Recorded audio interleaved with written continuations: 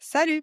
Tu te demandes sûrement comment faire en sorte que des clients viennent à toi de manière naturelle, continue, sans payer de pub et sans charge mentale. Alors on va voir aujourd'hui comment le marketing digital et le networking physique peuvent résoudre ce problème et amener à toi des clients de manière régulière, naturelle et sans se fatiguer. Si tu me découvres aujourd'hui, je suis Chloé, coach business et stratégie. J'aide les entrepreneurs à passer d'un business qui les nourrit à un écosystème qui les enrichit et sans charge mentale. Ça fait 20 ans que je suis au comté de cofondateur. Je me forme en permanence et ça m'a appris une chose. Le business en croissance ne doit pas se faire au détriment de ton énergie.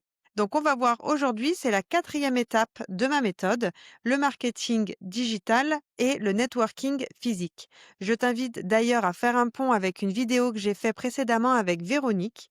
Je t'en reparlerai dans la vidéo, je te mets le détail dans le résumé. Véronique, elle est spécialisée en communication et en networking et en pitch pour les introvertis en particulier. Elle arrive vraiment à faire des merveilles et du coup, c'est comment on peut faire en sorte, avec nos singularités, de rayonner et d'attirer à nous des clients de manière naturelle, sans forcer, sans avoir le sentiment de vendre et de pousser et de forcer les clients en face. C'est vraiment un épisode pépite. Concernant le marketing de réseau, pour moi, il ne faut pas faire l'écueil de ne pas réseauter en physique. On pense souvent que le bouche à oreille, ça suffit ou que le marketing digital, ça suffit. Non, il faut les deux. D'une part, parce que s'il y a un effondrement du système, internet, sans vouloir être pessimiste, hein, mais il faut assurer ses arrières. Donc oui, pour ne pas diversifier à outrance ses canaux d'acquisition, stratégiquement, on en a un, 2, 3, 4, mais pas plus.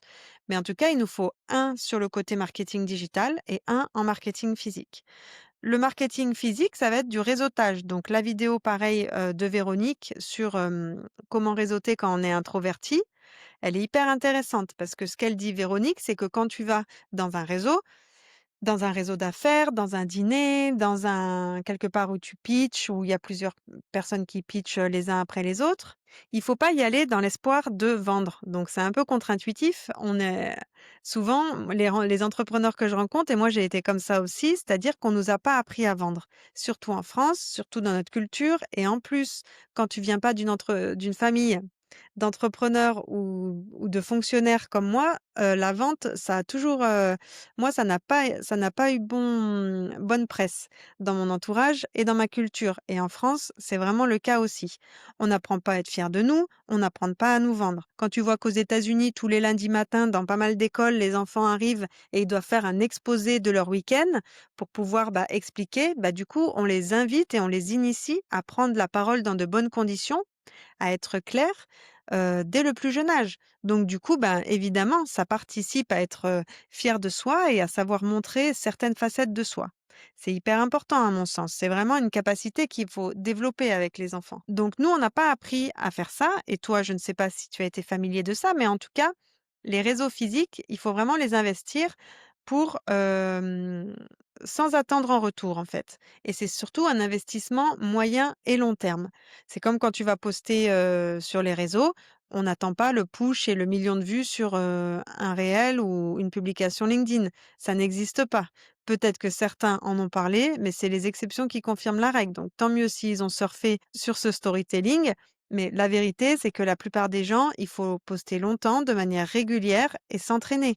Et au fur et à mesure qu'on fait des posts, au fur et à mesure qu'on fait des vidéos, eh bien, on s'améliore. Et il n'y a pas d'autre solution que de passer à l'action. Dans les réseaux physiques, c'est la même chose. Il faut passer à l'action. Au début, on est un peu timide. Alors, il y a des coachs. Moi, je sais que je travaille avec des coachs spécifiques pour apprendre à pitcher avec les créateurs que j'accompagne parce que c'est hyper important de gagner du temps à ce niveau-là. Tu vas travailler avec quelqu'un qui est expert dans son domaine, qui va te proposer quoi mettre en avant par rapport à ton expertise, par rapport à tes soft skills et aussi, choisir le réseau qui toi te correspond. Aller, je te donne un exemple, aller dans un événement où il y a plein de freelance, assister à des conférences ou aller dans un dîner d'un club d'affaires où tu es 5 à table, ou aller, dans une école ou dans une pépinière de start-up où il va y avoir une cinquantaine de personnes qui viennent à un atelier et où tu vas les rencontrer, c'est pas la même chose. Selon ton énergie, alors il y a aussi les profils, en couleur. Ça, c'est hyper intéressant aussi de creuser là-dessus et je sais que moi, j'ai des expertes aussi de communication, dans ce domaine-là, dans mon réseau d'experts que je propose à mes créateurs qui non seulement font choisir donc avec le créateur, hein, c'est toujours ensemble en co-création, mais non seulement tu choisis le type d'événement, mais en plus par rapport à ton tempérament, à ton, profil, tu vas choisir à qui tu t'adresses, comment tu t'adresses et tu vas apprendre aussi à déceler, chez les autres leur manière de fonctionner. Si tu es vert, si tu es bleu, si tu es jaune, si tu es rouge, ça va pas être la même chose. Tu parles pas de la même manière à Tu peux parler de la même manière, mais tu n'auras pas les mêmes résultats et tu seras pas aussi efficient et efficace si tu parles à une personnalité rouge, de la même manière qu'à une personnalité verte. Il y a des personnes, qui arrivent avec leurs gros sabots, hyper extravertis. Si toi, tu es plutôt dans la retenue et timide et qu'ils arrivent en mode, «Je te déballe toutes mes compétences, je suis hyper fier de moi». Toi, si tu es introverti et pour un peu que tu pas trop confiance en toi, ça va plutôt faire un frein, tu vas freiner des cas de fer et tu vas te dire: «Ah, je la sens pas celle-là». Bah, en fait, c'est pas que tu la sens pas, c'est que vous êtes pas sur la même vibration. Donc d'une part, apprendre à parler à la personne en face de toi, à la catégoriser de manière rapide par rapport à son fonctionnement et à sa sensibilité, ça permet toi d'adapter un petit peu ton langage. Alors on parle pas de devenir, de prendre un costume et de prendre un masque. C'est pas du tout ça. C'est juste de s'adapter. De la même manière, quand tu parles, par exemple, tu dis de ton activité à ta grand-mère ou à ton enfant de 3 ans, tu vas pas parler de la même manière. Ta grand-mère, elle est en capacité de comprendre, il y a des mots, un vocabulaire, même si elle est pas familière de ton expertise et de ton domaine, digital en particulier, souvent on paraît un peu extraterrestre. C'est pas pareil quand tu t'adresses à un enfant de 3 ans. Ça veut pas dire que tu peux pas rentrer en communication avec un enfant de 3 ans. Ça veut juste dire que pour arriver à faire un fit et à trouver des centres d'intérêt communs et à avoir une conversation intéressante pour les 2. Et moi j'adore avoir des conversations avec les enfants de 3 ans, quel que soit leur âge, parce qu'on apprend beaucoup et il y a pas de voilà, il y a pas de frontières. C'est juste que, je me mets à son niveau et j'adapte mon vocabulaire. Bah, là, c'est pareil. Pour vraiment maximiser ses chances de faire des rencontres et de nouer des relations intéressantes, il faut pouvoir parler le langage de la personne qui est en face et pouvoir adapter, son propre langage. Je te donne un exemple. Moi, je suis multicasquette. Comme tu le sais, je suis coach, je suis aussi autrice, je suis artiste, je suis très spirituelle, je suis connectée, j'ai beaucoup de connaissances, dans le domaine, initiatique. J'ai vraiment, voilà, multifacette. Mon expertise de base en tant que consultante, c'est le volet, finance, gestion, optimisation, automatisation des process, CRM, facturation et cetera. Si je parle à un expert comptable dans un réseau, ça va pas être la même chose que si je parle, à une thérapeute holistique, qui fait du breathwork. La thérapeute holistique qui fait du breathwork, je vais plutôt mettre en avant mon côté, que je suis pour trouver des sujets avec lesquels on va fitter et des points communs. Je vais pas lui parler d'un tableau Excel, d'un TCD et d'optimisation fiscale. Bien sûr qu'après je vais lui en parler parce qu'elle doit aussi avoir ces cordes-là à son arc et je suis là pour lui proposer. Mais, pour, rentrer en communication de prime abord, je vais pas mettre en avant, ce que je sais sur les statuts juridiques.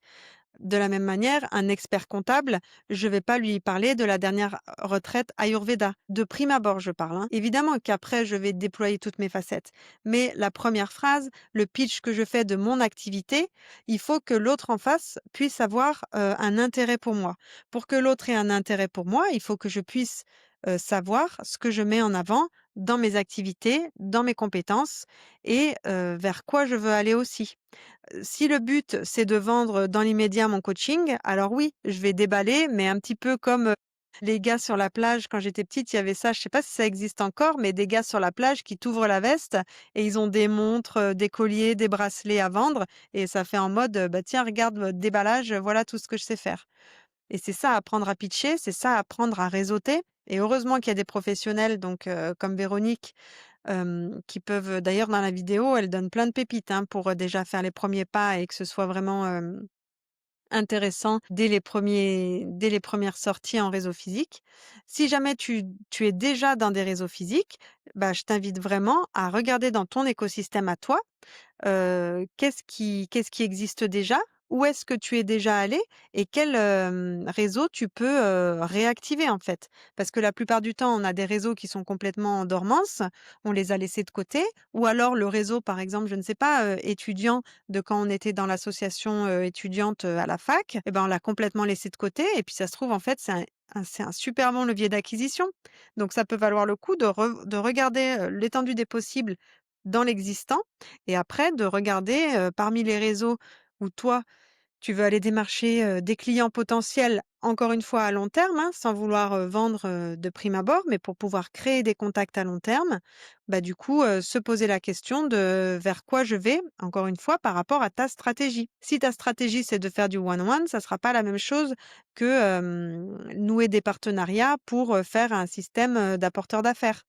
Moi, je fais les 2, par exemple, mais du coup, il faut l'avoir en tête. On part avec une intention dans un réseau, même si l'intention n'est pas de vendre à court terme, on part avec une intention, soit de déployer, des relations, soit de nouer des partenariats, soit de semer des graines aussi. Parfois, tu sèmes des graines dans la tête de prospects qui n'ont pas du tout le degré de conscience par rapport à leurs problèmes et à la solution que toi tu apportes. Tu es là seulement pour semer des graines. Voilà, donc ça c'était l'étape 4 pour le marketing digital et physique. Abonne-toi si tu veux bien recevoir les autres vidéos par la suite. N'hésite pas à transmettre cette vidéo à quelqu'un qui peut en avoir besoin ou qui peut redécouvrir peut-être d'un œil différent le marketing digital et le marketing physique. Je t'invite à passer une très bonne journée et je te dis à bientôt.